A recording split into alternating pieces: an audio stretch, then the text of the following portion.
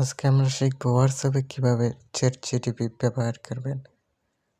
প্রথমে হোয়াটসঅ্যাপে চলে আসবেন, তারপরে এখানে প্লাস আইকনে ক্লিক করবেন। তারপরে এখানে আপনার নিজের নাম্বার দেখতে পাবেন, আপনার নিজের নাম্বারে ক্লিক করবেন। তারপর এখানে এই কোডটি টাইপ করবেন। এই কোডটি টাইপ করার পর কোডটি আমি কমেন্ট বক্সে দিয়ে দেব। এই কোডটি টাইপ করার পর সেন্ড আইকনে ক্লিক করে দেবেন। তারপরে এই কোডটিতে ক্লিক করবেন।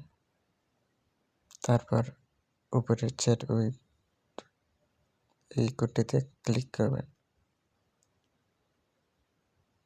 সাথে সাথে আপনাদের সামনে কাঙ্ক্ষিত চ্যাটজিপিটি চলে আসবে।